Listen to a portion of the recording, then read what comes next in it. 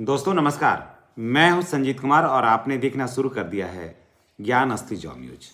दोस्तों इस समय ईडब्ल्यूएस को लेकर के बहुत हंगामा है पूरे देश में। जहां भी जाइए, जहां भी बैठिए, सोशल मीडिया हो, प्रिंट मीडिया हो, ईडब्ल्यूएस की चर्चाएं सबसे ज़्यादा है। आखिर इस डब्ल्यूएस की चर्चा है क्यों? ईडब्ल्यूएस किसे बनना चाहिए? इस डब्ल्यूएस की प्रक्रिया क्या है और ईडब्ल्यूएस से लाभ क्या है देश को और नुकसान क्या है देश को, और क्या ईडब्ल्यूएस लागू होने से क्या अन्य जो वर्ग हैं उनके आरक्षण पर किसी तरह का कोई खतरा है? हाँ या नहीं, है तो क्यों और नहीं है तो क्यों नहीं? इन सारी बातों की जानकारी हम आपके साथ शेयर कर रहे हैं। देखिए, अपने देश में ईडब्ल्यूएस से पहले जातिगत आरक्षण की ही बात होती थी। जातिगत आरक्षण होने के बाद से क्योंकि समाज में एक वैमनस्यता फैला हुआ था, समाज में सिर्फ रिजर्वेशन की ही चर्चा होती थी और क्या हो रहा था कि बहुत कम नंबर से, यानी कि रिजर्वेशन वाले से अधिक नंबर लाने के बावजूद भी जनरल के जो बच्चे जो थे वो छूट जा रहे थे। तो इसका एक और लोग क्या कर रहे थे कि यहाँ से जा रहे थे बाहर, विदेश में जा कर के नौकरी कर रहे थे या भी प्राइवेट सेक्टर में काम कर रहे थे। परिणाम ये हो रहा था कि सरकार को काफ़ी लॉस हुआ था इसमें। फिर क्या हुआ कि एक बार माननीय प्रधानमंत्री श्री नरेंद्र मोदी जी अमेरिका दौरे पर गए हुए थे। वहाँ जा कर के इस पर बातें हुई तो वहाँ ये हुआ कि आखिर वही जो हिंदुस्तानी हैं जो विदेशों में जा कर के इतना बेहतरीन काम करता है, वही हिंदुस्तानी हमारे वहाँ जो काम करते हैं उनका आखिर परफॉर्मेंस गिरा हुआ क्यों है। तो वहाँ इस बात की चर्चा हुई कि आपके यहाँ सरकारी कार्यालयों में वहाँ रिजर्वेशन बहुत बड़े पैमाने पर है और जिन लोगों का जो फॉरवर्डों का सिलेक्शन वहाँ नहीं होता है वो आकर के विदेशों में आ जाते हैं, जिसके वजह से जो अच्छे सोच समझ वाले होते हैं वो चले जाते हैं विदेश। परिणाम ये होता है कि आपके यहाँ का जो बेहतर लोग हैं वो विदेश में चले जाते हैं। तो ऐसे में देश को लॉस हो जाता है। तो वहीं से एक सलाह हुआ कि कम नंबर, अगर 2-3 नंबर से अगर कोई छट रहा है तो एक ऐसा उपाय रचा जाए, ऐसा एक नीति बनाया जाए जिससे कि कमज़ोर वर्ग जो स्वर्ण वर्ग में है उनके बच्चों को लाभ इसका मिल सके।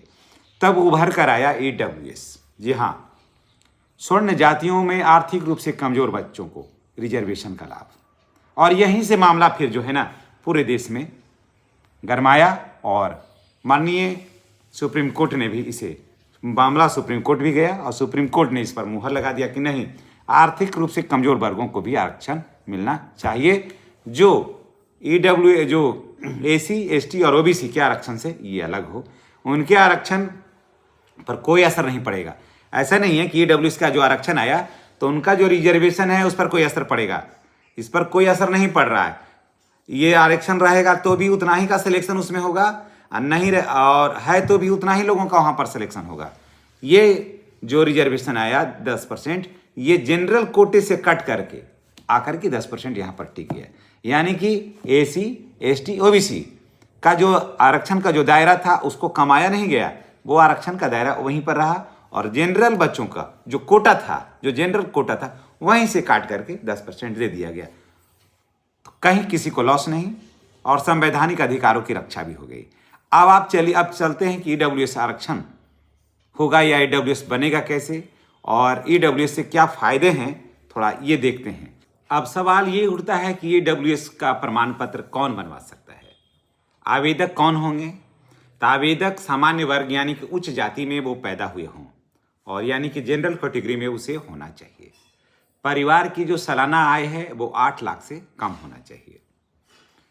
जी हाँ, वो सिर्फ अपने देश में, बिहार सहित अपने देश में सिर्फ वही व्यक्ति, वही बच्चे ईडब्ल्यूएस बनवा सकते हैं जो स्वर्ण जातियों में पैदा हुए हों, यानी सामान्य जाति जनरल कैटेगरी में वो आते हों। वो हिंदू हों या मुस्लिम, दोनों वर्गों को ईडब्ल्यूएस का आरक्षण का प्रावधान है।